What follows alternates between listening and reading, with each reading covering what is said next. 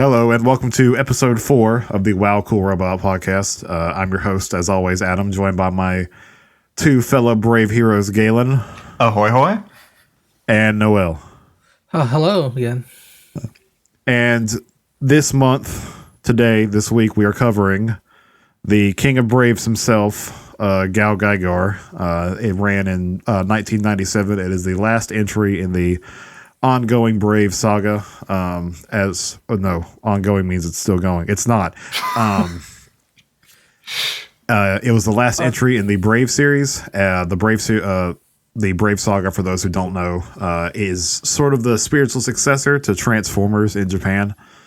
It's a lot of it is based on like designs and concepts they originally had for subsequent Transformer series that they were going to do, but once it started losing steam, started losing profits, they repurposed this into a line of new shows that started back in the early 90s with Brave X Kaiser and went on. Some notable entries are like the King of Gold to Gold Ran and Brave Express Might Gain and Brave Police J. Decker are all very popular.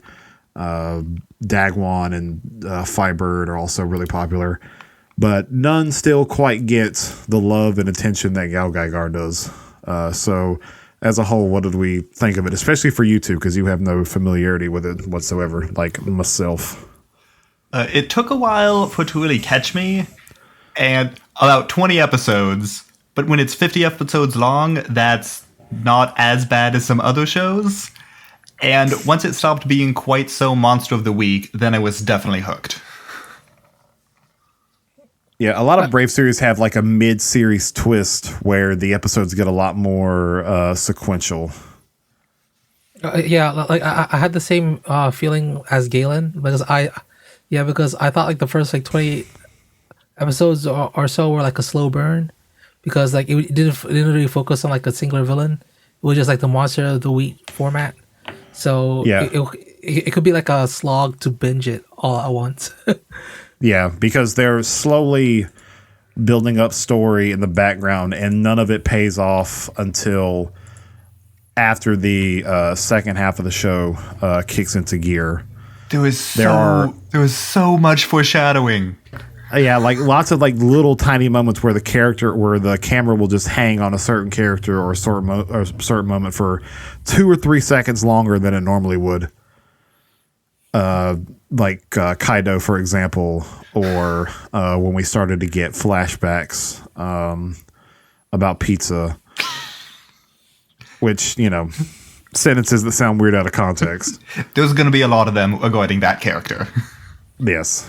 As for me, I have a lot of personal familiarity with the show in general, just because for the longest time I was really into Transformers, and that was like...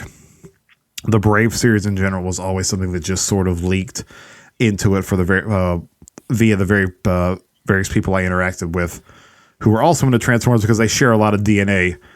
There was a guy I watched on YouTube who did a lot of figure reviews or whatever, and one thing he would speak about highly every time he reviewed a figure from that show was GaoGaiGar. I knew a lot more about like the figures and GaoGaiGar himself before like actually watching the show.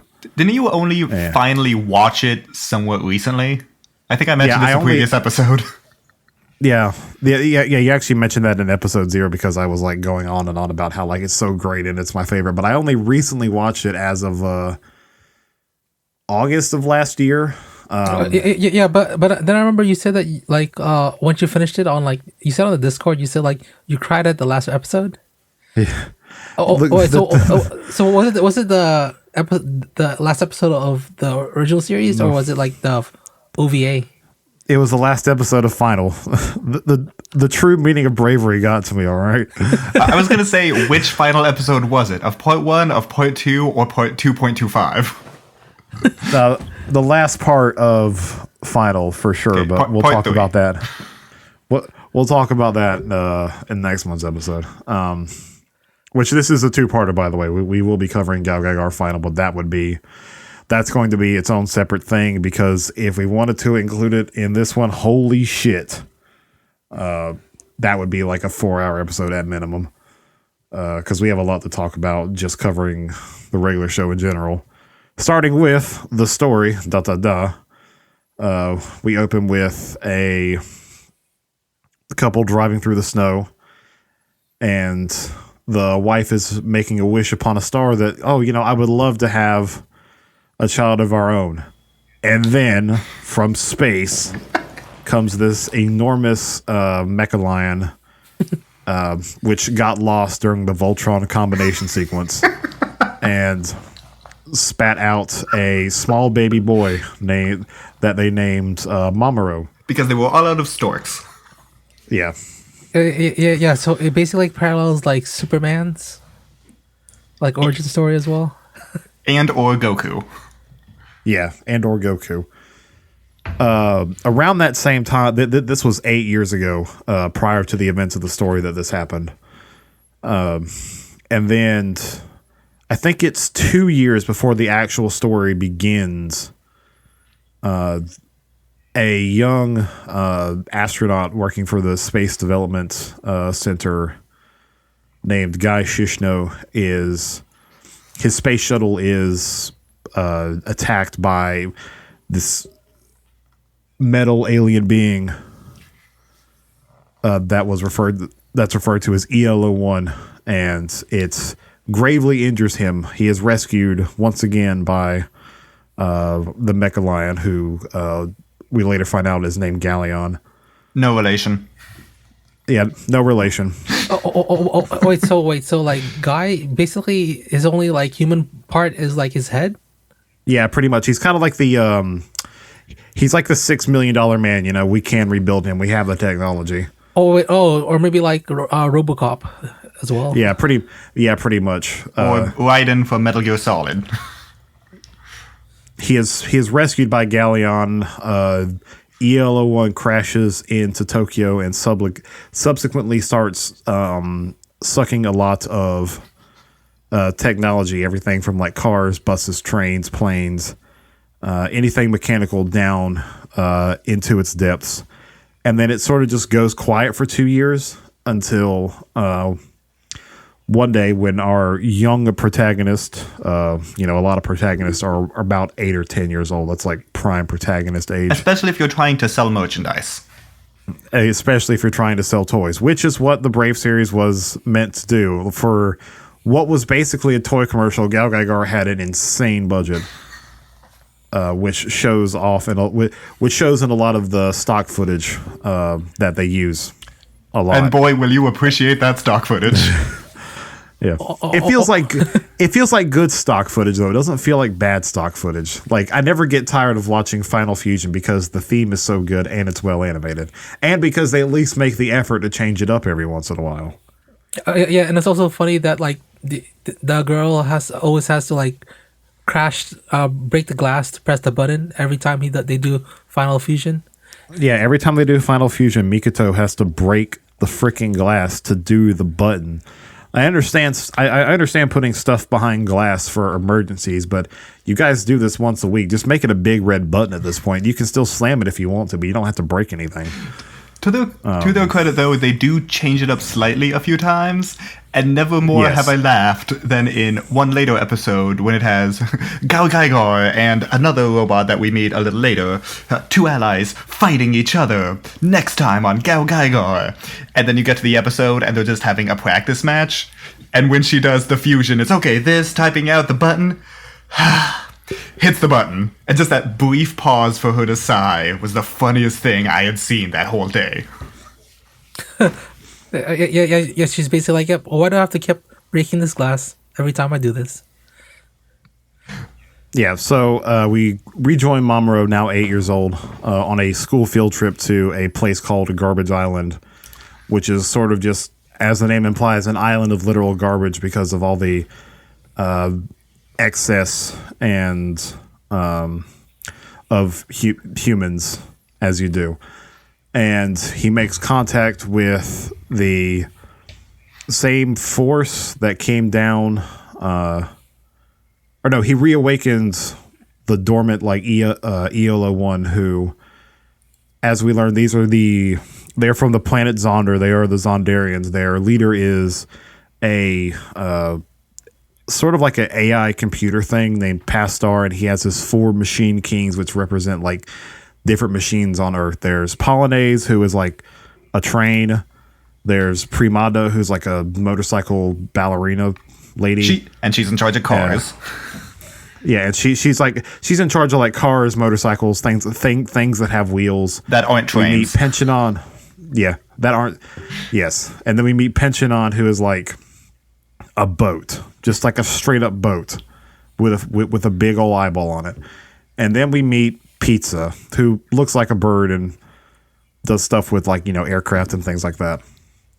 And their whole mission, as I understand it, like Zonders and Zondarians are like, they're sort of parasitic.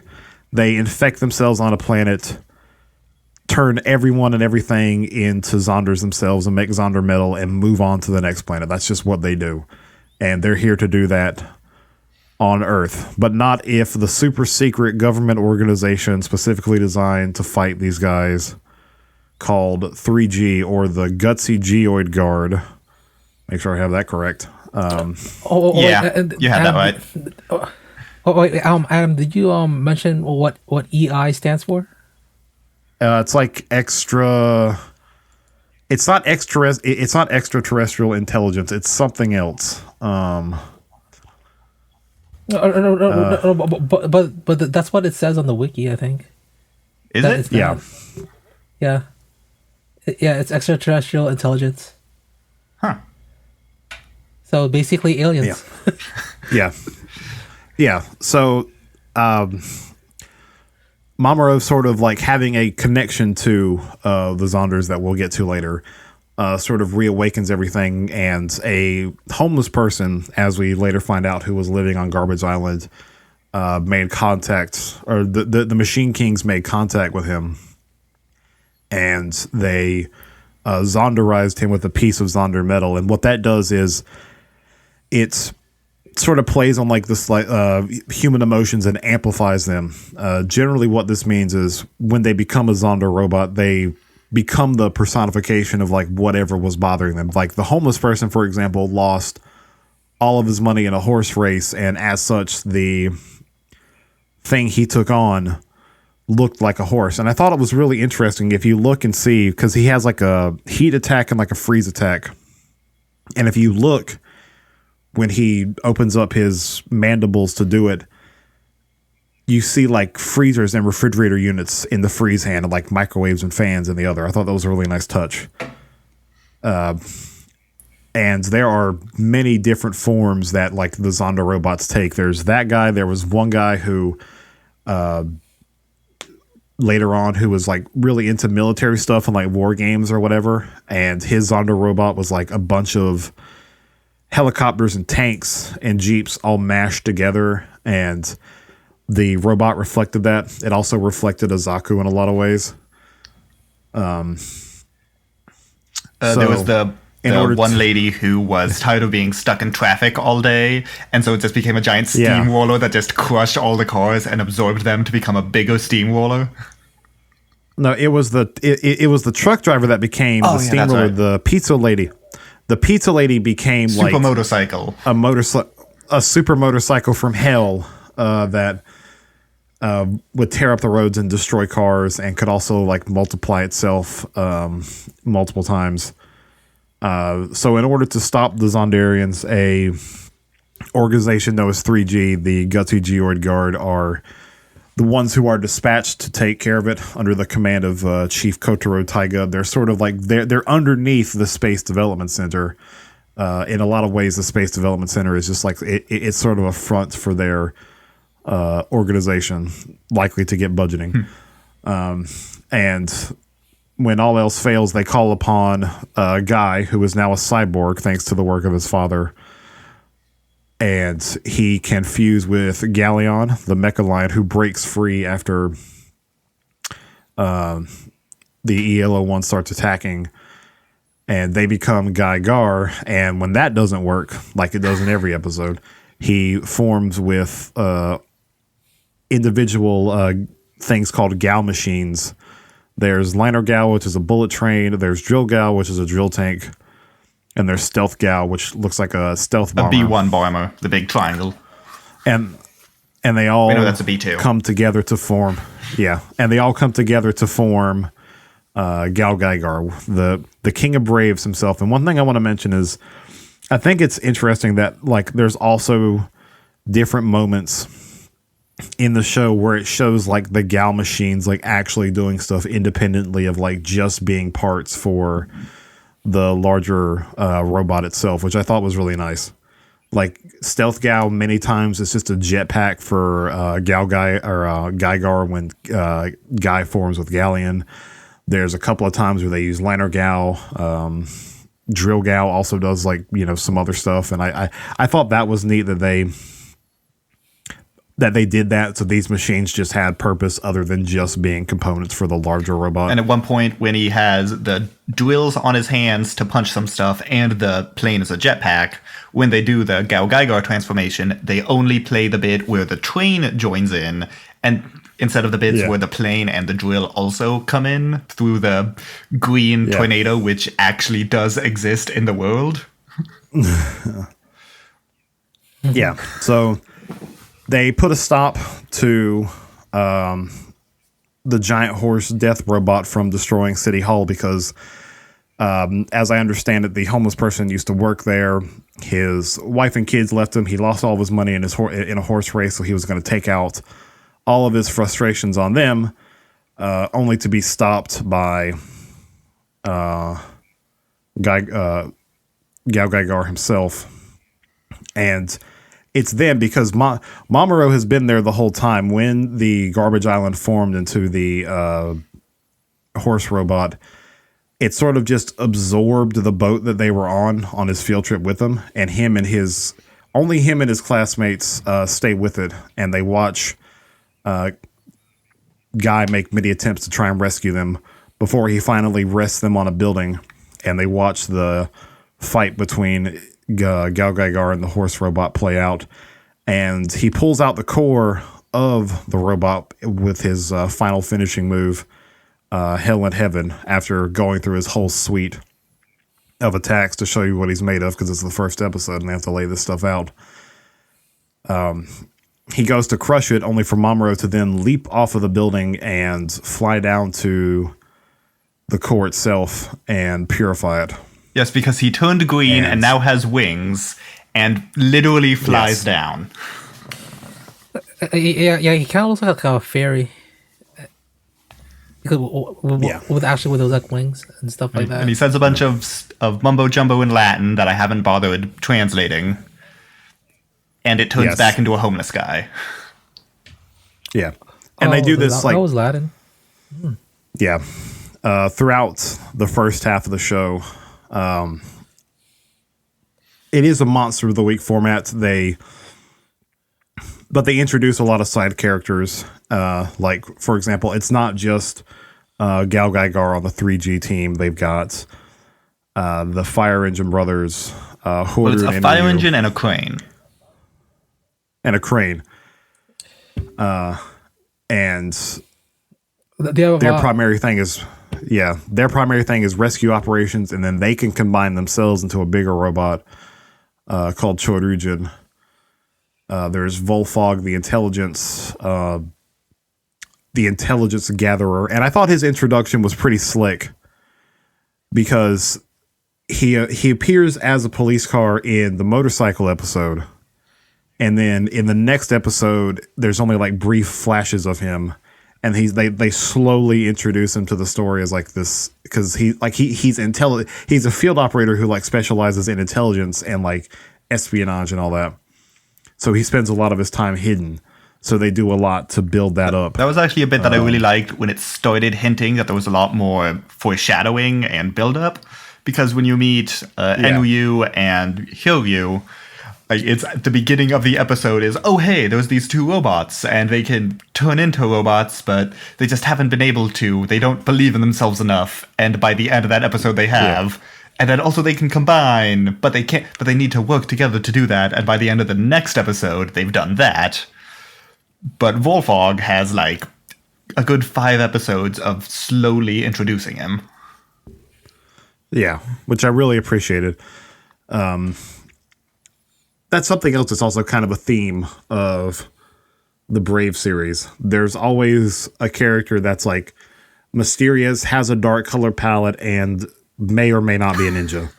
And so what follows through the first half is mainly, like I said, it's Monster of the Week. They spend time zonderizing different humans for different purposes to try and cause chaos to generate more Zonder metal. But they are stopped time and again by 3G and GaoGaiGar because he does his hell and heaven thing, which initially I was a little bit disappointed. Like, oh, is this all we're going to fall back on, is him just doing hell and heaven? But as they explain, him doing hell and heaven puts a significant toll on Guy's body, so they have to find another way to do this. And they introduce the Goldion Hammer, which doesn't put a big strain on Guy, but it puts a big strain on everything as a whole, to the point where he uses it and almost completely obliterates himself. So they introduce another robot. His name is Goldimarg, who is super cool and big. And he forms the right hand of GaoGaiGar when they do the Goldion Hammer. Yeah, and that robot, they made him using like one of the characters' like brain waves. Oh yeah, they didn't have enough time to create him from scratch, so they used, double checking his name, Huma, and so Goldie is the embodiment of "I hope you have a son who's just like you." Yes. And then we get introduced to another robot named Mike Saunders the 13th, who is part of a whole unit, which is why he's the 13th. But they were built in America by Swan's brother, whose name is Stallion. Have we mentioned Swan yet? No, we haven't. Swan White, the American member of the cast. Yeah. Who has a southern accent in the English dub. All, 8 episodes of it? And he... Look, it's like up to like what, episode 26? Oh no, right? 20. They dubbed like half the series. So yeah, they did like half the series. But basically, they dubbed it until just a little bit after the story started. And he's sort of like, he's pretty much a bard. Like his whole thing is he has a mode that's like very kid friendly, very approachable, because like he's pretty much a mascot character. And only after unlocking his ability to do the whole system change, he uses his little thing that he rides around on, and it becomes a portable like rock stage, and it spits out a double neck guitar combo. And he can place different discs in his chest to do damage or empower his teammates. And also, it took me a few episodes to realize that when he gets the guitar-keytar combo, a secondary hand comes out of his playing arm, so he can play both at the same time. Oh, really? Yeah, because so like when Mike Saunders is in like his kid-friendly form, those arms actually fold onto his back, and his arms for the other form come from somewhere else. So he has like 4 arms, so he can play that and hold a microphone at the same time. Power of Desire fucking slaps, by the way. I love that whole episode.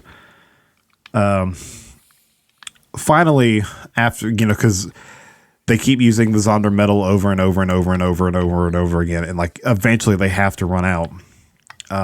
So they launch an all-out attack, the Machine Kings themselves, to turn Tokyo, the entire city of Tokyo, into one big Zonder metal plant. And all the robots have to team up to defeat them and fight off the various robot masters. Yeah. So all of whom are destroyed. Yeah, so okay, so when the final fight starts and everybody sort of like splits off with their respective rivals. Volfog has 2 little buddies with him, and he could form a bigger form of himself called Big Volfog. Very original. It's in English. Come on, give them some credit. And he faces off against Pensionon, who took over a Frigate. warship, like a frigate, and they're fighting in a sewer.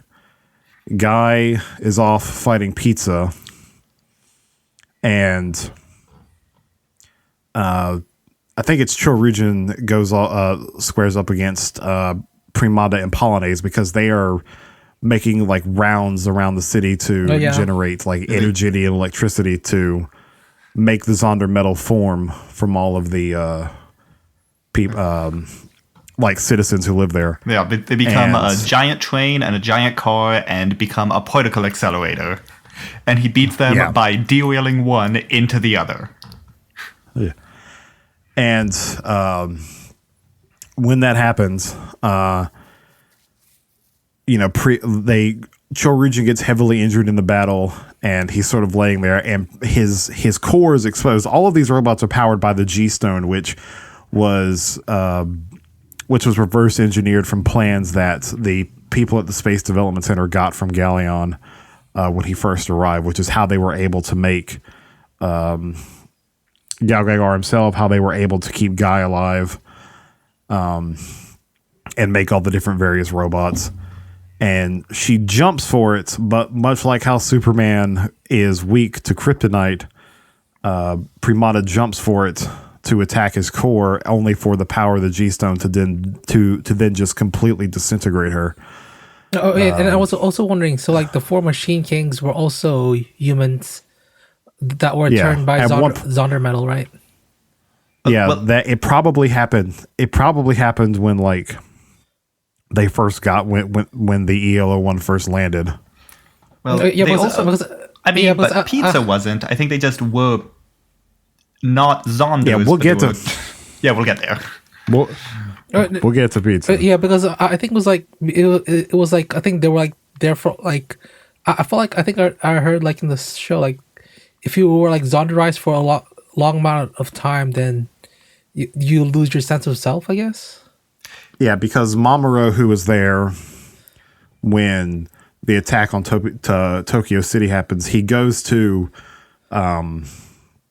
reform Polonaise, only for Polonaise to become a human and have just enough time to explain that he's been a Zonder for so long that he just can't hold this form any longer, and he just disappears into nothingness. And while this is all happening, Volfog is facing off against Pensionon, and he's sort of like losing ground and to turn the tide in his favor. And I legitimately thought they were going to like sacrifice him. Like I genuinely like set up and I was like, wait a minute, what's happening? Because he calls in his support ship where he normally works from, and it forms with Pensionon, because that's the whole thing about Zonders. They can absorb any technology or machinery or whatever. And he activates the self-destruct in his ship to blow it up, and he's caught in the blast. And for a second there, I actually thought they killed him off, and I was legitimately bummed out the first time I watched it. It also would, but he does come back. It also would match with my memories of Mega Man Zero, where the ninja robot master is the one that actually explodes when you beat him. And also Sage Harubia winds up becoming a good guy, so that also echoes. Yes.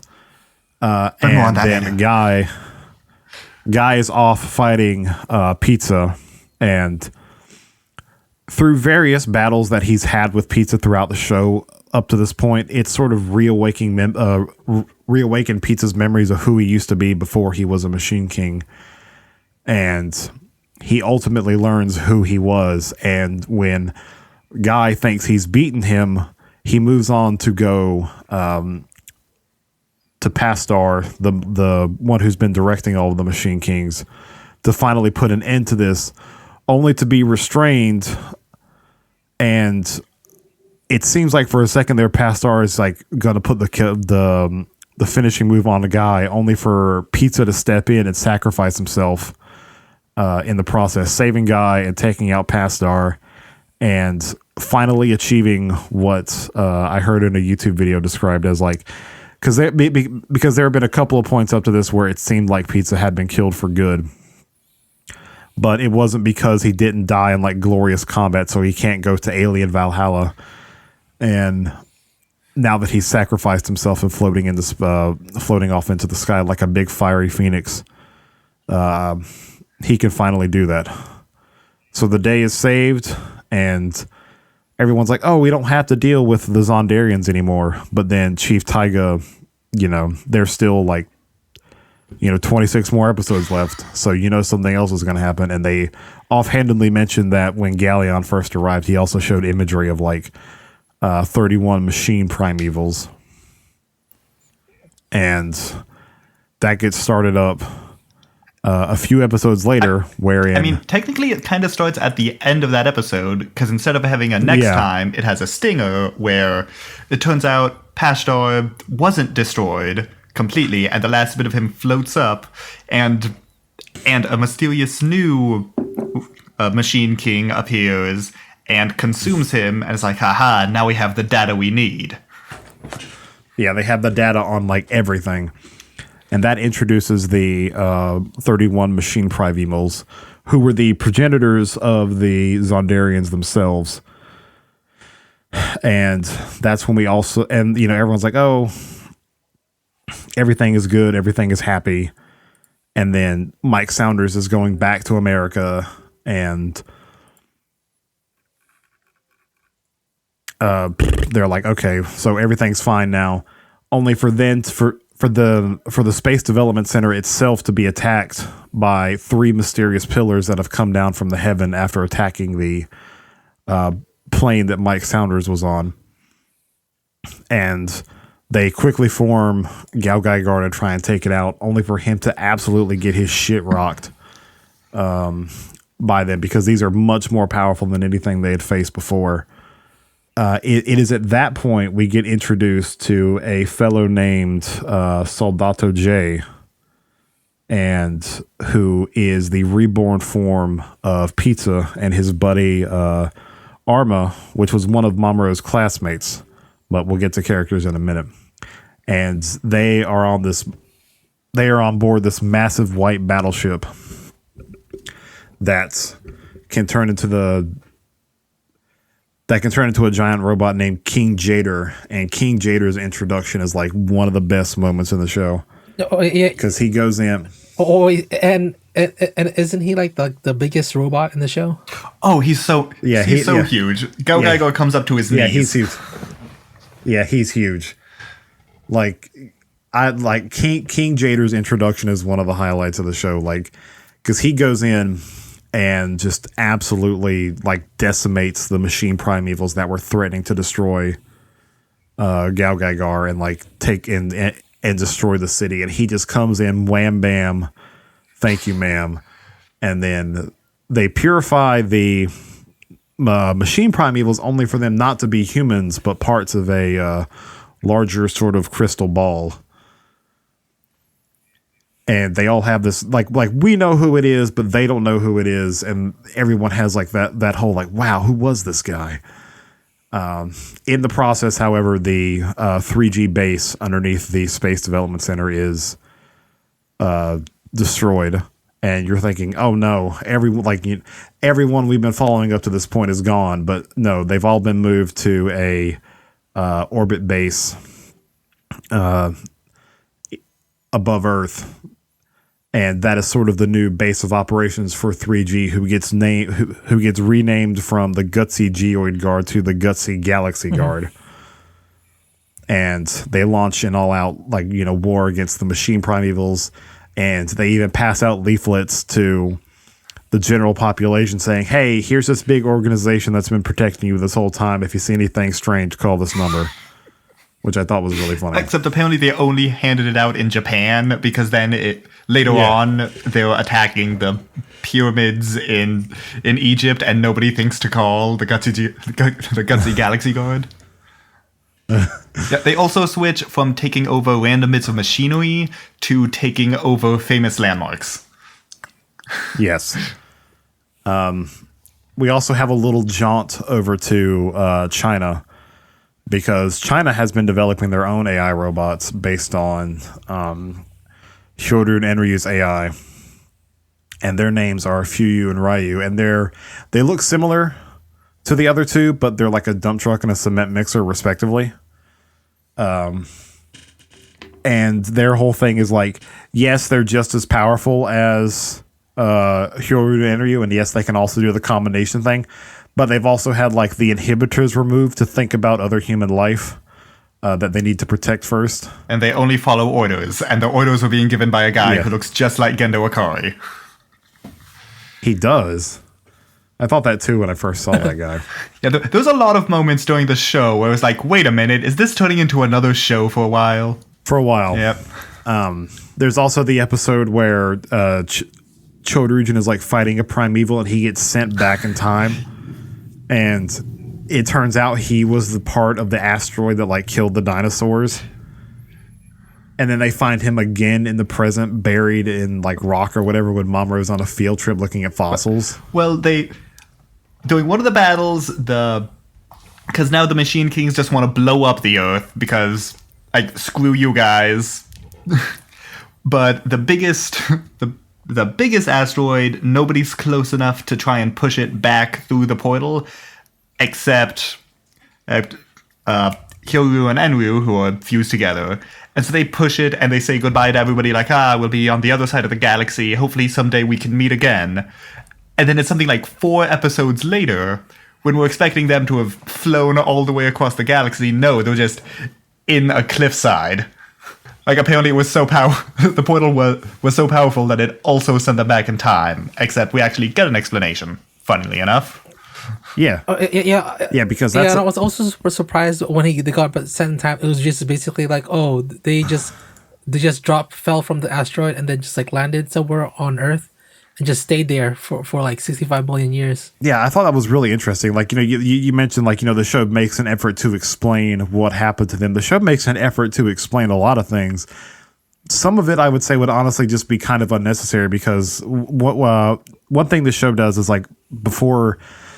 When the show would have normally have braked for commercials, they have little bumpers and it shows something from the show and then it gives you the entire mechanical breakdown of it.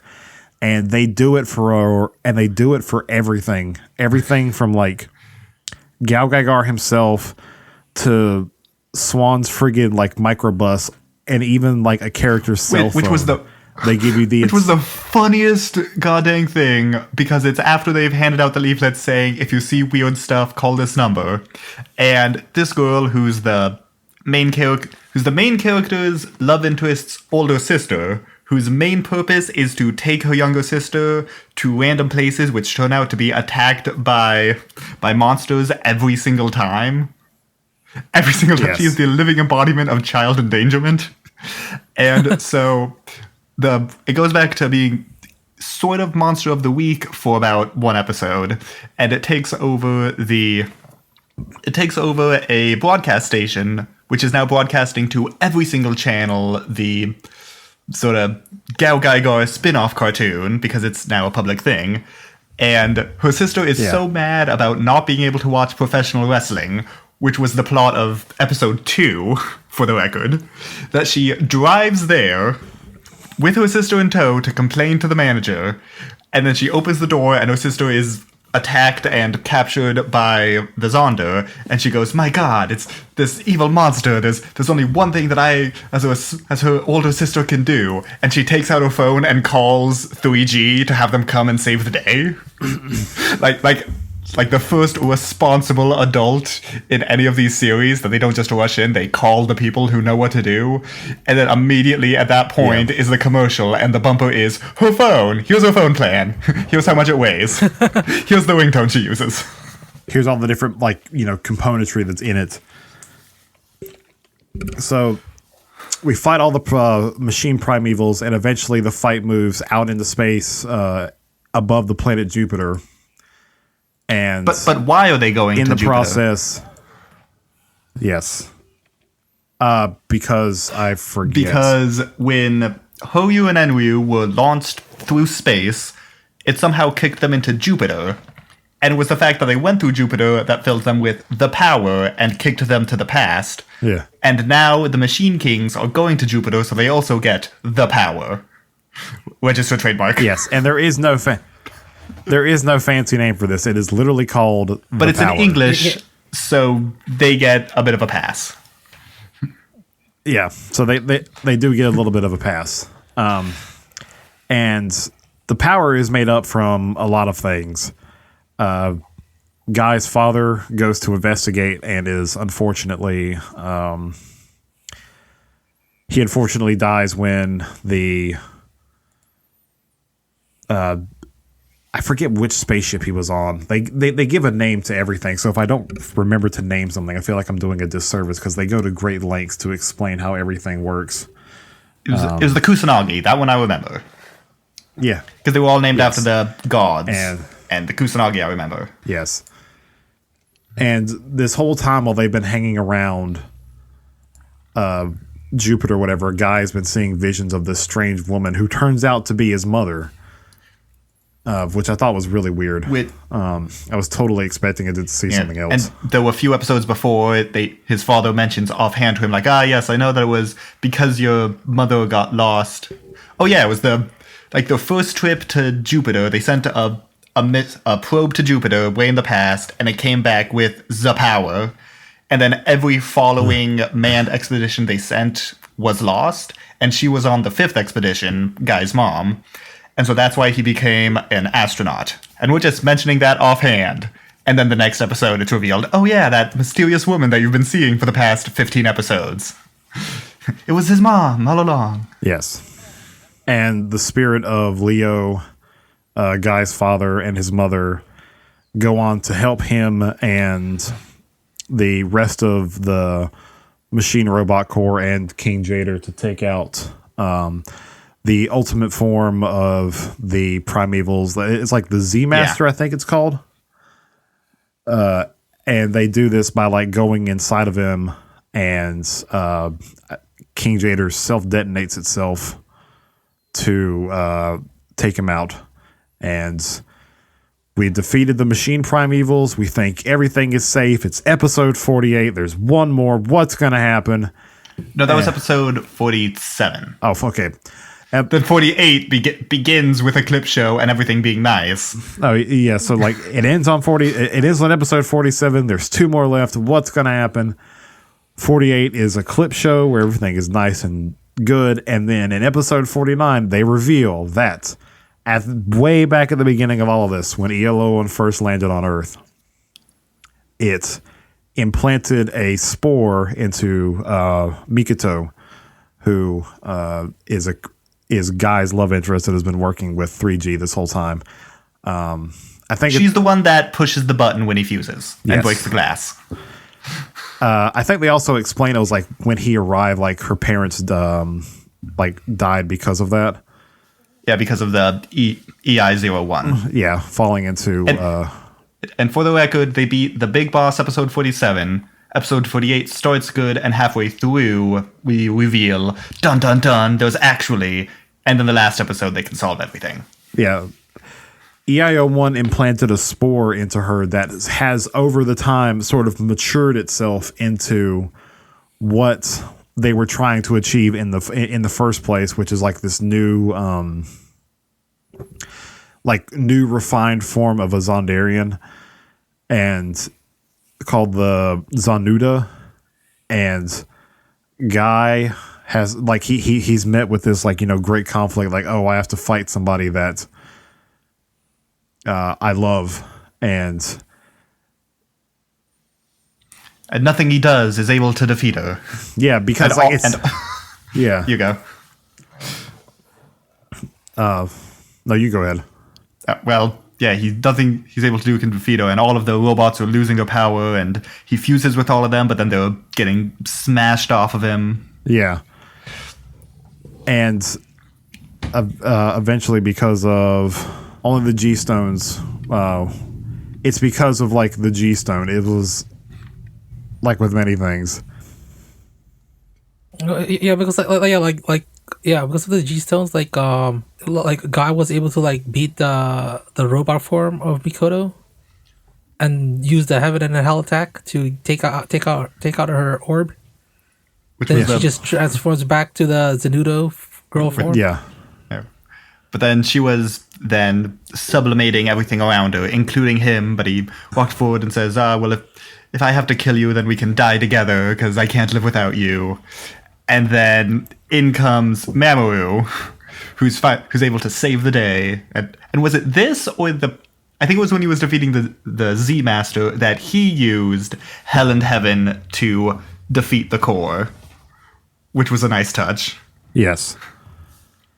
Because they hadn't used Hell and Heaven for ages, because they now had the Goldian Hammer. And so it's right at the very end they get to use it again. Yeah. And because of like the purification process or whatever, Guy is now like he's like half human, half robot, but like he's still human now. No, I think he becomes fully human when Mamoru goes Super Saiyan and Ultra Purifies everything. But now he also has the G power. Yeah, so he's a human with the G power, which is really interesting. So he's basically like a superhuman now. Yeah. But in a different way than he was before. And a good thing, because now Mamoru has to go off to the stars to save other people who need saving.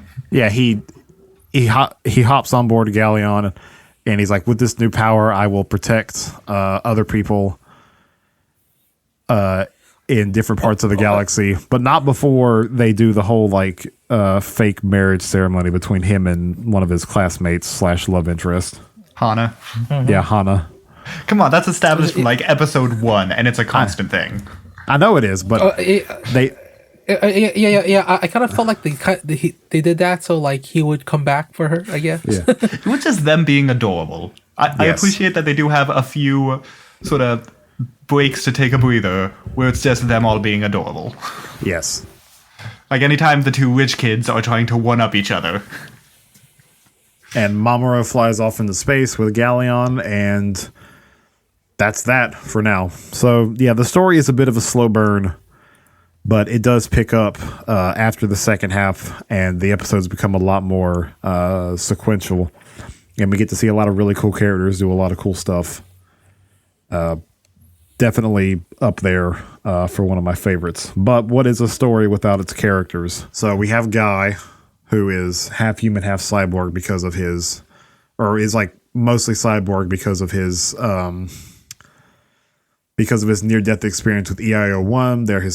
There's his father, Leo. There's all the members of 3G, Huma, Mikoto, the Kosuke, the computer guy with bad dandruff. There's Swan White and the American. Yeah, Swan White, the American, and then there's her brother, Stallion White. Yes. I can only imagine. I can only imagine what their parents' names are. Also, we first meet him when it goes to. I can't remember. We mentioned when they go to visit NASA, where they're developing Mike Saunders, and for the first chunk, they're all speaking English, or at least trying their best. Yeah, they're trying their best to speak English. And you can tell it's America because you can see Stallion wearing his awesome trench coat with an American flag on the back, which made a lot more sense when I finally realized that being part of a country in this show is like being in a guild in Fairy Tale or something. That's just your team. You just own it. I can't believe it defines you. I can't believe we talked about like the different machine robots that are part of like 3G's team, and we didn't mention Piggy, the small robot bartender who gives all the big robots their big robot sippy cups. Oh yeah, the sippy cups that just has oil in them. Yeah, it's just like a giant steel cup that's been riveted together with a straw that just has oil in it. I mean, she just appears in the background all the time. Yeah. And that one time when Mike Saunders flirts with her. Yes. You might as well mention all of Dr. Leo's weird self-care robots that he appears with a different one every episode for the first 20-odd episodes. Yeah. Like, it'll cut to him, and he's got a robot massager, like a robot masseuse massaging his shoulders. And the next episode, he has a robot nail cutter cutting his toenails. Then he has a robot teeth brusher brushing his teeth. There's also his brother Liger, who's from America, and he comes with Stallion and Mike Saunders when they introduce them. and he has like a weird sort of like Waluigi style pointy mustache. And he also has that giant mohawk as well. Yeah, yeah, like the giant pink mohawk and the crazy green and like the crazy green glasses. And it's also he takes off his goggles to reveal an identical pair of sunglasses underneath when he's introduced. Oh yeah, and also I've also found it funny that like he's the older brother, but like he's trying to act young. Yeah. Though his younger brother is hardly any better because he's the next oldest person of the entire group, and he runs around on rocket skates. Oh yeah. And when they visit his grave at the end of the show, and they pay their respects, and Guy puts his rocket skates on the grave. And like throughout the whole show, there's like segments where they'll focus on like Mamoru's classmates, and there's this strange, mysterious boy who's like too cool with like purple hair and over one eye, with a with a crystal and a necklace around his neck. And when they were showing this character for the first time, I thought, I looked at the purple hair and I'm thinking, okay, I initially made the connection that like, okay, so maybe he's part of some greater plot of the Zonders themselves, because purple hair, like, with the jewel around his neck. Okay, so maybe there's something there. Only for then to have that theory sort of dispelled, because there were interactions between that character and Pizza where he makes eye contact with Pizza, and Pizza's sort of like taken away by it. Like he can't look him straight in the eyes. So I'm thinking, okay, maybe there's something more to this guy. And they explained that when the attack on Tokyo City happened, his memories were reawakened, and his name is Ikumi Kaido, but his actual designation is Arma, and Arma can do the same things that Mamoru can do, where he turns a different color, his hair changes, he sprouts wings, and he can purify the Zonder cores. And he meets Pizza, who is like now flying in his spirit form after taking out Pastar and saving Guy. And while Pizza is waxing exposition about how great it is to be a warrior and how pretty the sky is, Arma sort of taps him on the shoulder and is like, bro, what are you doing? There's other stuff we have to do. Let's go. And he purifies Pizza, who was originally a warrior that was part of a clone army of cyborgs called the Soldato J's. And we do see like brief flashbacks of that leading up to that.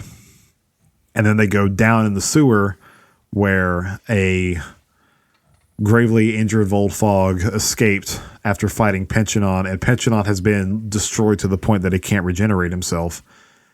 And Arma purifies him, and he becomes the onboard computer for the J-Arc, which becomes like King Jader and Jader respectively.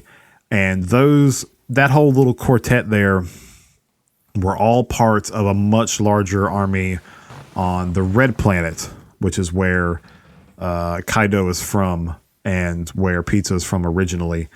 And they were a force created by a being called Abel to fight the Zonders from to keep them from taking over the Red Planet. That unfortunately did not work. The entire cyborg squad gets wiped out. All the JRs get wiped out. All the Armas, only for the one Arma, Kaido, to escape. Pizza gets corrupted by these Zondarians, and like, man, that's gotta suck. Like, all your comrades are wiped out. Your planet is destroyed. Your buddy gets taken away, only for the enemy to brainwash you and name you Pizza. I mean, it could have been slightly better. He could have been named Vegeta. Yes. And out of all the characters in the show to get a redemption arc, I did not expect the motherfucker named Pizza of all things to get the redemption arc, but I'm glad it happened, because his character story is really good. And you also mentioned that like the four Machine Kings were all like named after food, if I'm not mistaken. Yeah, I remember seeing somebody say that they were named after food. Like Polonaise is supposed to be like hollandaise, and pizza is pizza. Pensionon is related to something. So is Primata. I can't remember the rest of the connections though. But yeah, When we get the primeval Zondrians, their arm, ribs, liver, intestine, genitals. nose. Yeah, We and then, don't like, see lungs. genital, but that would have been very entertaining. Yeah, there's like it's like arm primeval, rib primeval, liver primeval, knee primeval, breast primeval, bladder primeval, heart primeval, like named after all the different body parts, and then there's genital primeval. Oh, yeah, Is this actually a thing? Yeah, it's also funny do- that like the arm primeval is just a guy with one arm that's like super buff compared Yeah, to his like, other arm. Kind of That's like his jack off. yeah, jack off basically. hand. Yeah, And he doesn't even punch you, he just flexes at you, and it causes a gravity wave that crushes you from how swole he is. yeah. It also reminds me of like that Rick and Morty episode as well, where he gets like the giant hand. Yeah. All in all, I think all the characters have pretty good chemistry with one another.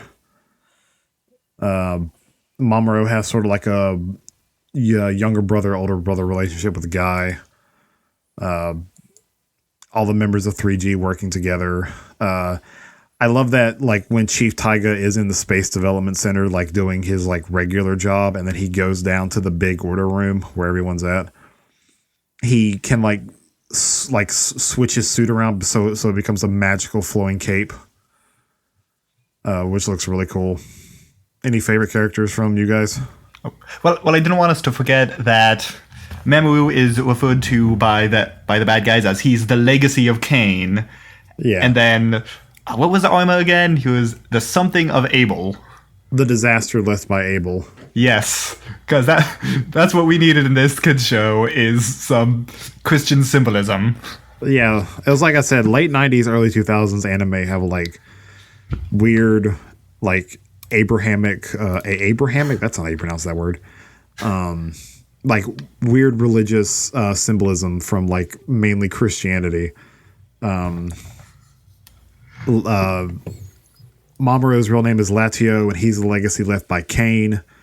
Cain designed like the power of the G-Stone and like Galleon to also fight the Zondarians, but ultimately that didn't work out how they wanted it to, which is why they came to Earth. There's some other stuff with Soldato J as far as like religious symbolism is confirmed, and his whole thing about being a warrior, but that's in final, and we'll get to that in the next I can't episode. wait because I haven't seen Yeah. that yet. Yeah, same. Yes. So yeah, any favorite characters from you guys? My favorite robot probably has to be Goldie-Morg, sorry, just because his AI is based off humor, specifically because they didn't have time to raise one up. And also on that note, when we're first introduced to Horyu and Enryu, it has them just as boxes with AI, and it's all the members of 3G putting them through preschool. It's like a photo album of their memories. But, speaking of photo album, Oh yeah. As we start getting into like just overall thoughts on the show, should we say that the overall thoughts after we go through character stuff? Yeah. Okay, sorry. We'll get back to that. My favorite character is Goldie-Morg because he's based off humor, and as I think I said before, he is the living embodiment of I hope you have a son who's just like you, because they argue with each other so much. Do what I say. I'm your boss. I command you. Well, I'm ignoring your orders. And one of the other characters is like, he ignores them just like you do. Like, dang it. Dang it, why aren't you following orders? Sorry, I guess I'm just too stupid to follow them. Wait a minute, you're based off of me. Yeah, I know. yeah. There's like a part where Goldie-Morg is like riding up the side of the Space Development Center, and he's like, "Get down there! You're gonna follow my orders." Like, I'm not gonna follow any order, which is something you would do, not do anyways. Their whole dynamic is really fun because like they're it's more or less like Huma looking into a mirror and talking to himself. God, this robot is so infuriating. I can hardly deal with him. I'd hate having to deal with a person like that all the time. And everyone's in the background just nodding. Oh yeah. What about you, Noel? Oh yeah. I feel like I think I like Volfog the best, like because like he's like I like his design and like his personality. Like he's just basically like the overseer, like in the background. Yeah. Constantly doing the Gynax pose. Yeah. They really lean hard into Volfog's role as like the intelligence gatherer and like the espionage guy. Like the episode where they're at school and they Zonderize the principal and they trap them in the school, and like the Zonder projects like a hologram onto the playground, and they're playing catch or whatever. And Volfog drives by and goes, "Oh, everything's fine." And then he drives by again half an hour later, and the hologram glitches a little bit. He's like, "Wait a minute, this is the exact same image I saw half an hour ago." And I really like Volfog's design. It like he's definitely one of my favorites too. I noticed like when he does his big Volfog form, his head has like the same look as like a ninja would, with like the head armor and everything.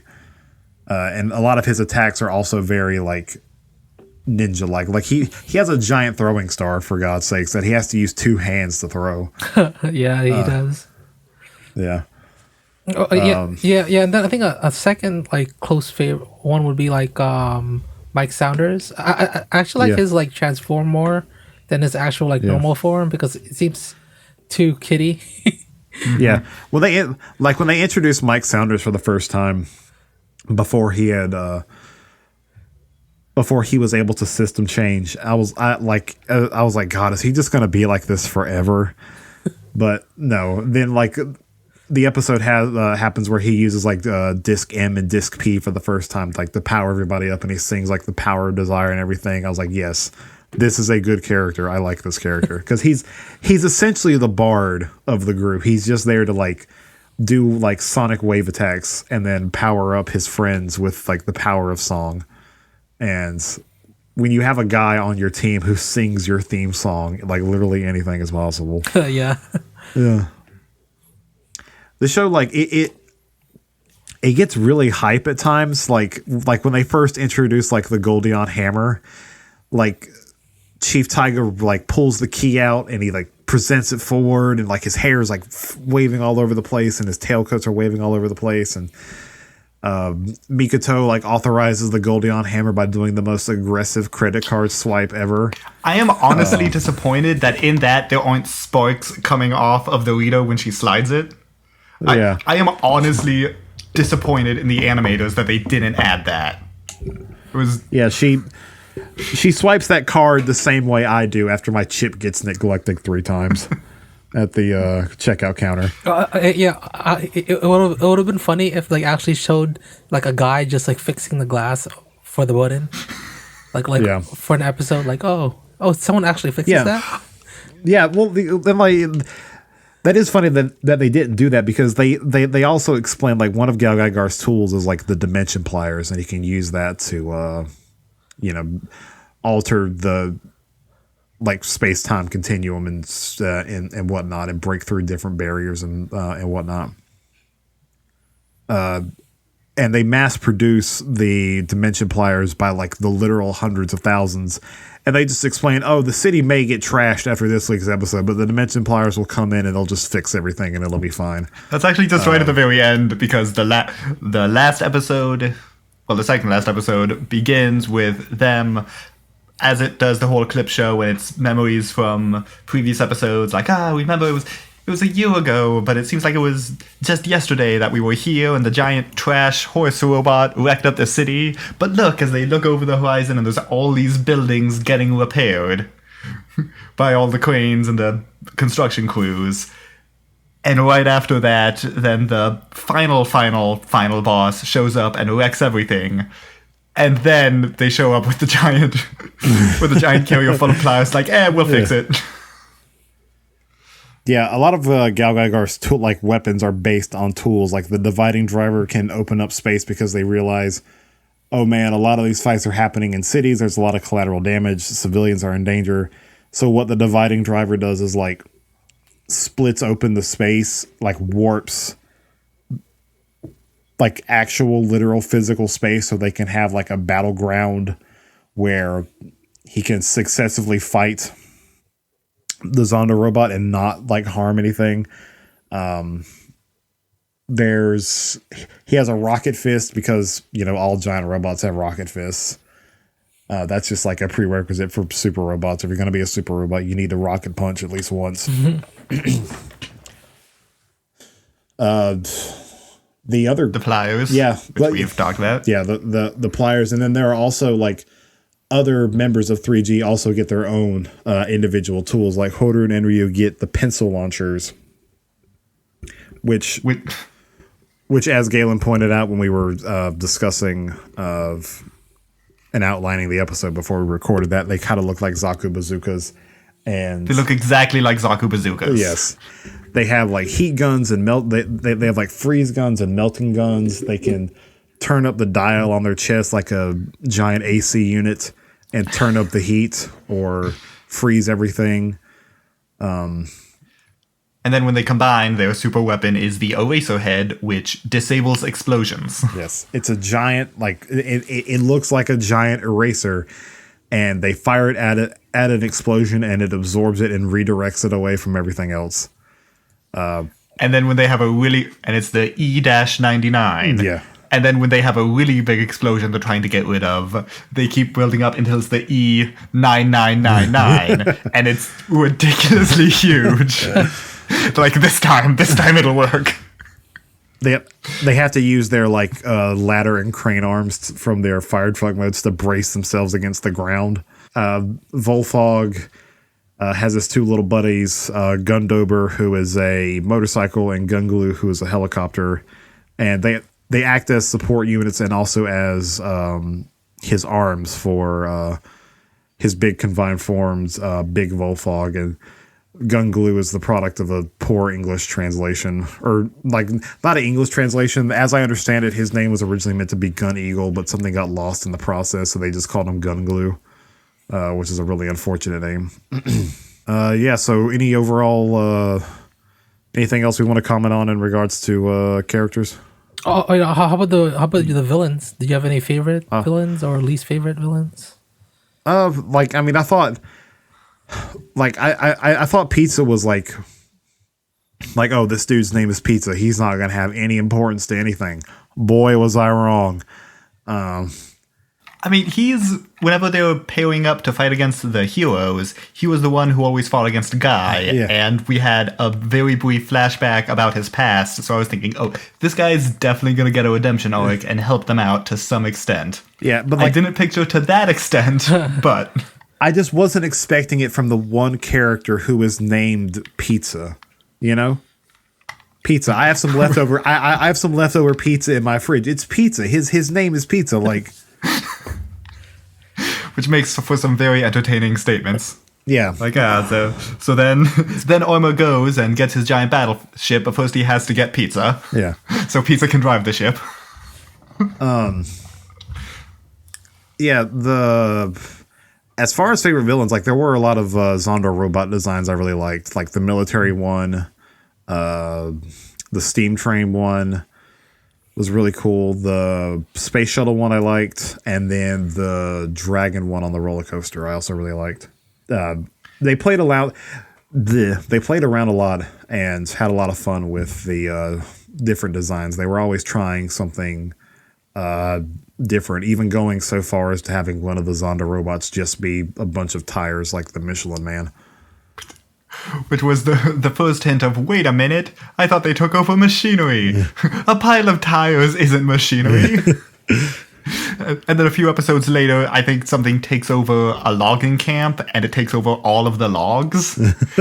And then once we have the primevals, then it's just like, okay, they're just taking over landmarks, because they operate on the same rules as the aliens from Independence Day. The one that takes over the Great Wall of China is just a giant spine. I'm not sure what the justification for that is. Oh wait, no, yeah, that's right. They're all body parts. So that was spine. Yeah, because I think is a spine. Yeah, because I think that one was like, it was like made of like 30 humans. That's why it was like a spine. Yeah.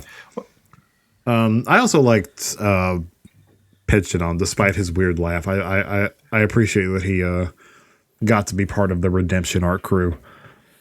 Yeah, because it doesn't tell that he's the computer for a few episodes, but it's his voice that's the computer announcing things to Pizza. Yeah. So I was like, it's a Pensionon, because he was one of my favorite. I liked his really stupid laugh. And the fact that if he was in human form, he was basically always sitting down. Yeah, and at one point he gets like booted off of something and he stays in the sitting position as he flies through the air. Yeah. And he's got a little sailor suit on. Yep. Yeah.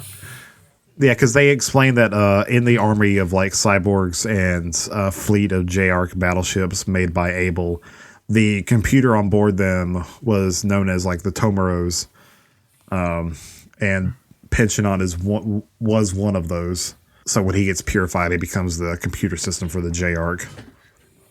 It's also funny because the other three Machine Kings, their Zondo form is just like sort of a robotic version of them. Like the train guy is this like train conductor looking guy with a pipe and a really wicked long ponytail, and then when he turns into Zondo form, it just his whole head is a train, and he like blows smoke through the pipe.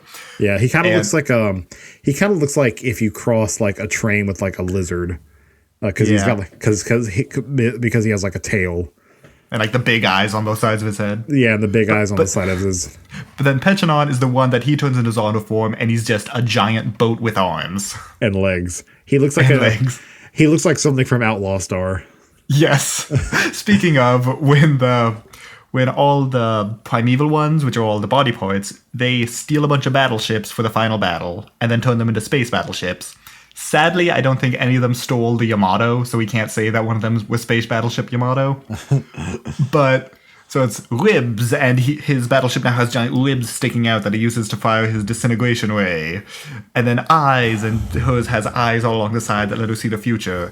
And I was waiting for it to go to arm and have it be a boat with a giant arm sticking out straight out of Outlaw Star, and it did not disappoint. And then he catches somebody by flexing his bicep and catching them in his bicep.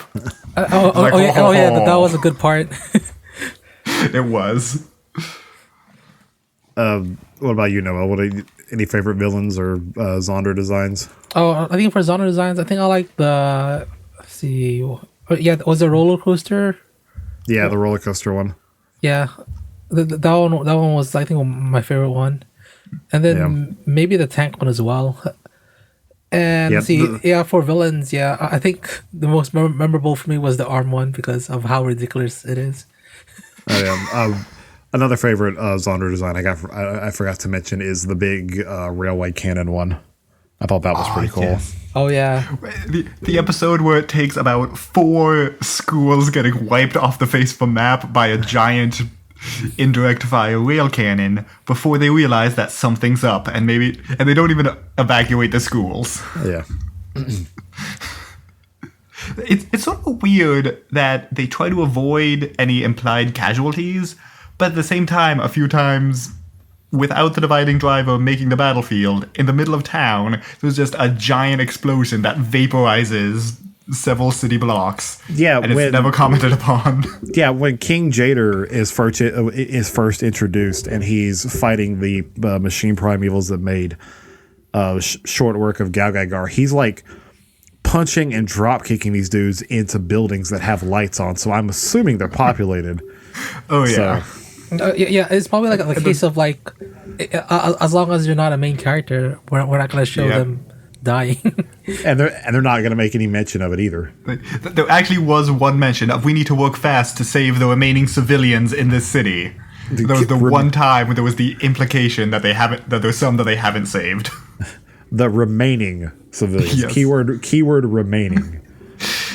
Is there any? But the railway cannon was just so such a blatant example of this because it starts out the intro to what's the enemy this week, and it's some kids at college, and there's all the clubs like join our club, join our club. He's like, I wonder what should join. What's that noise? And then just and then it cuts to post explosion when there's a giant crater where the school was. Yeah, it's like that's this is the fifth one this week. What? I'm sure it's something they don't touch on because it's a kids show, but like you know. And I think I forgot to mention my favorite Zondo, aside from the railway gun and the Zaku made of tanks, was probably the seaplane, which can hop between dimensions and is basically a shark. Oh yeah, that was one. really cool. That was really cool. It was so cool. Yeah, it can like hop. Yeah, because it could hop between dimensions, and they had to use the dimension pliers to break in and get to it. That was so cool. And it was a nice example of being kind of clever with the Zondoized character's wish that his dad had died at sea, and his mom was like, he's your dad isn't coming home. He's in the place between the sea and the sky, and it's the kid with his little rubber band powered mini seaplane. He's like, I wish I could go to that place between the sea and the sky to visit my dad. And they're like, hey boy, want some superpowers?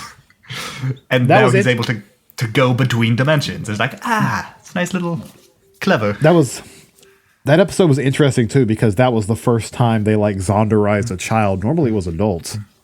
Yeah, and then he actually turns back by himself once they pluck the core out. And they comment, the children are much more powerful, but it doesn't stick.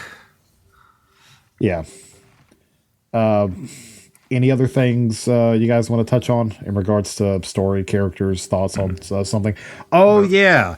So there's a scene in episode 37 where... I made a note of what episode it was so I could inform them, hey guys, go look at this scene again. Pause it. Take a moment. Yeah. In episode 37, there's a scene where Mikoto is looking through a photo album, and it's like pictures of her and Guy when they were back in like school or whatever. And it stops on a page that has a letter written to him that she hasn't given yet. And I didn't notice this at first because, to be fair, it only hangs on it for a couple of seconds. So I didn't notice this immediately. But in like the top left corner, there's a picture of like Mikoto, the character. But on the rest of the page are actual real life pictures of real people and a dog and a real note and a real hand. So and I'm pretty sure the picture that's Mikoto the character is a printed out picture of Mikoto the character. So it's a real picture of this fake character. Yeah. So I don't know what's up with that. I'm gonna have to see if I can dig up any information on that because that's really interesting. Yeah. It kind of feels like just like an Easter egg or something. Like they're like, oh, no one will notice this. Yeah. Made me think of that bit from Monty Python and the Holy Grail where they're flipping the pages in a book. Look, and it's a hand, and then it's a really old person hand, then it's a gorilla hand. Like, it doesn't draw any attention to it. It's just if you notice. Yeah. I always thought that was really interesting. Oh, yeah, and then I also wanted to talk about like the character designer because I think the character designer was Takahiro Kimura, and another notable like series he did was that he designed the characters for was Godanar. Yeah, Shinkan Gatai Godanar. No, because that one was like a pretty it's a pretty ecchi mecha anime if I'm correct. Yeah. Because I noticed that, like, even in the show, like his character designs can get pretty risque. Just wait until you get to final, my guy. And speaking of like designs, I could not talk about GaoGaiGar or Brave series in general without mentioning the mecha designer. So all the Brave series were animated by Studio Sunrise. Studio Sunrise is also known for Gundam, and the designer for GaoGaiGar is none other than I can never pronounce his first. I can never pronounce his first name right. There's none other than. Give me a minute. Yeah, because I can never pronounce his first name right. It never wants to roll off the tongue right. Kunio Okawara, who has quite the rap sheet. I'm sure if you like Gundam, you'll know that he was the one who originally designed the Zaku 2. and he's worked on a lot of Gundam shows. He's worked on other entries in the Brave series. Dude has quite the rap sheet. Is there anything you guys didn't like about it? I mean, I've got one, but I'd put that in the would we recommend, so I'll hold off on it for a moment. Wait. Okay. I also have one more thing I wanted to point out, like for like character designs. Remember on like episode like 40 when like some civilians were getting zonderized, like when a woman got shot like by that zonder thing, like her breast just like expand to like a gigantic size for no reason while she's turning into a zonder. Well, everybody else like hits them in the head, and their head gets all big and warpy, and then there was Zondo, and then like a dog is hit, and its whole thing gets big and warpy, and it's a Zondo, and then this one girl, she gets hit in the boobs, and they become giant, and it hangs on it for just long enough. Yeah. I had to like take like a second to like wait, that actually happened. Yeah. There wasn't really anything like I didn't like, and I feel like if I had to point out dislikes, I would be nitpicking a bit, but I guess I am just a little bit biased. But it is kind of a slow start, I will say that. Yeah. Like if there's one thing I will say, like this, it is a slow start. It is repetitive, but you know, for me, it doesn't really matter all that much because even though it's still repetitive, even though it's still Monster of the Week, even though it's a slow burn, they're still introducing characters. They're still showing how these characters interact with one another. So they're still building relationships between said characters. They're foreshadowing on a lot of different things. There's so much foreshadowing. The Arma, he doesn't get any lines until like episode 25 or 30, and he first appears on episode 4.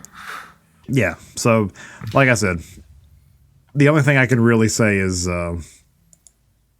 that yes, it is a slow burn and it is repetitive up until the second half kicks in. So, but I would say that all that build up is well worth it because everything that gets foreshadowed pays off to some degree. Yeah, I actually agree with that. And then I think there's also one like negative that we forgot to mention, and that's the case of like the first like 20 episodes. That's what I was going to say for the recommend. Should we talk about it now or should we just talk about it later? For would we recommend it? I will say, if you are sensitive, if you have epilepsy or are sensitive to flashing lights, maybe see if you can find the version of the first 12 or so episodes that have it modified, because prior to that, every time we're visiting the Zonders, the screen is just flashing between them and black for no reason. Yeah, and it's not even just that. It's not even just that. Unfortunately, there are lots of other scenes too where there are just really intense flashing lights for whatever reason. Even at times when it seems unnecessary, and if you're gonna watch it, like even if you don't suffer from like conditions with like flashing lights or epilepsy, make sure you're watching the show in a well lit room during the first half because holy shit, dude, it's awful. Yeah, because I had to like look away. Like it was like I was like, it's fine, but like it's kind of like it's like a headache looking at it. Yeah.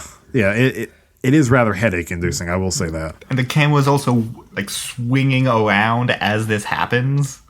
Like there was a few other shows that I can't think of the name off the top of my head. It was like Handshakers or something, that it was infamous because the camera just went absolutely crazy and it gave you a headache, and that didn't even have the flashing lights. Yeah, I remember hearing that about Handshakers. Those Handshakers, and then also like the most famous one, like that gave a lot of people seizures, was like the Porygon Pokemon episode as well. Yeah, the Porygon Pokemon episode. So yeah, I would recommend it just if you suffer from like any condition that you're sensitive to flashing lights or like you have epilepsy or whatever. Just be careful. Make sure you're watching it in a well-lit room. Maybe don't stare at it. And does anyone have any final words on the show in general? I have nothing really more to say other than like it's just one of my favorites. It'll probably always be one of my favorites just because I love the characters. I love the robot designs. It's got a lot of really hype moments. When the story kicks into gear, it's actually pretty good. Not to say the first half isn't. It's just a lot of cool robot action. But yes, I will admit it does get repetitive. But once the story actually kicks into gear from like episode 25 onwards, it's good. Wait, and then how many figures do you have now from GaoGaiGar? Let's see. So if we count, so I have a figure of GaoGaiGar himself. That's I don't know where it came. I don't know where it came from. Like where it originally originate from. Like I got it at a con years ago, back when those were a thing. I have a figure of him, and it comes with like the Dividing Driver, a Zonder Core, Hell and Heaven Hands. I have a figure of Horu Enryu. I have one of Volfog, and then I have the Frame Arms girl, GaoGaiGar girl, or GaoGai girl as I call her. So yeah, and I hope to get more because they're cool. And then like how many do you have left to get that like station built? I still have to get Fuyu and Ryu and Piggy and Mike Sounders, but those sets are more expensive because I think they're either like limited run sets or they were only available for like a certain time. So, Oh damn. yeah. So like I'm just looking on Amazon right now and like the Miss Piggy one or Miss Piggy, no, Piggy and I talk about the Muppets. the Piggy and Mike Sounders one and the Fuyu and Ryu one are like 130 and 140 respectively. So you're basically buying it to finish the base at that point. Which I do like that whole display base because the top of it comes with a key and it looks like, and it's the key and like the key like slot activation thing for the Guldion hammer, which is pretty cool. Nice. Yeah. So hope to have that finished one day. Yeah. For the most part, yeah. I actually, I enjoyed it more than I thought I would, because like this is my first time watching it, and I thought like before watching this it was gonna be like the kid just piloting the robot, not Guy piloting the robot. So I was like, oh, it's actually the cyborg that fights the monsters, and the kid just like purifies them. It's kind of like the support. Yeah. The adult piloting the robot? Imagine. Yeah. Yeah, I know. For mecha Crazy. anime? Unbelievable. Blasphemy. I would also say if you're a fan of Gurren Lagann, or you're just a fan of like super robots in general, and you haven't seen this, I would say watch it as well. And how about you, Galen? Do you have any final words on the series? Yeah, I think it's pretty well covered. Don't binge the initial half, but then once you get to the second half, then you'll probably want to binge it. But don't try to binge it early, because you'll keep putting it off. Like, yeah, probably the first part would probably be better to like watch in chunks, not like all because you probably get burned out. Oh yeah. Yeah, definitely. So I know we've been busy watching this show since we said we were going to do it, but is there anything else you guys have seen, like watch/read/ listened to? No. Well, I've been watching nothing but GaoGaiGar for the past 3 days. This is what happens when I try binging the first half and I go, this is kind of hard to watch. You know, I'll watch a bunch of it later. Later. At 3 weeks later. Yes. And so then I watched about 10 straight hours of GaoGaiGar, and now my eyes are attempting to stab me in the throat. What about you, Noel? Have you been watching anything? See, I think the last one, and like a few weeks ago, I watched an anime movie. Let me see what it was called. It was an anthology of like 3 short films. It was called Memories, and it was like directed by. One of the short films was directed by Katsuhiro Otomo, who was the writer and director for Akira. Cool. Yeah, if you guys like 'cause it's like more like psychological. Because like it's about like this crew that goes into like this like opera singer's like space home, trying to figure out like what's happening in that place, and then they find out like she's become like an AI, and then cool. then starts messing with their heads. That's cool. I just had like a free couple of months of HBO Max knocking about, so I've been watching like old Cartoon Network shows and like The Sopranos mainly. Nothing anime related. There's nothing that's really grabbed my attention, though. I am looking forward to the next season of My Hero that starts this month. Man, I need to catch up on that. Yeah, I'm like way behind on that as well. I'm like, Yeah, I caught up on that back in like January because we have Hulu now and it's all on Hulu. So I watched all of that again. I started from like the first episode all the way up to like where they're at now. And it is pretty damn good. oh, and also didn't you watch The Sopranos? Yeah, I've been watching that too, here and there, because I actually do enjoy that, and I've got like a couple of free months of HBO Max, and I went to another Discord server that I'm in, and I asked for like recommendations, like, oh, what's on HBO Max that's like worth watching, and somebody mentioned the Sopranos, and I've actually been enjoying that. I know I'm a little late to the party for a show that's been off the air for like 15 years now, but hey. Well, if it's a good show, it's still a good show.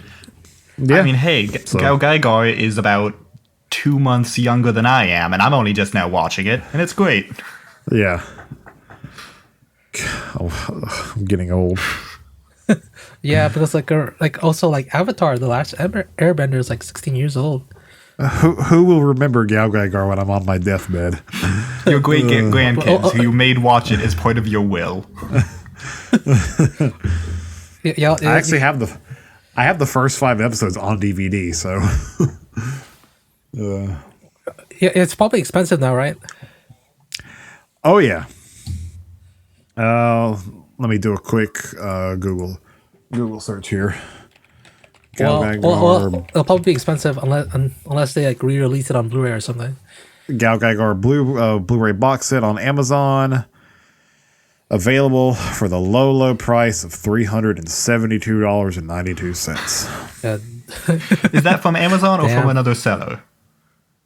That's from Amazon. Okay, because there was some books, like I was looking at like different art books, and there was, I think it was the art of Mega Man X or Mega Man Zero, and it was from Amazon was like $25, and then from other sellers is 25, 24, 379. What?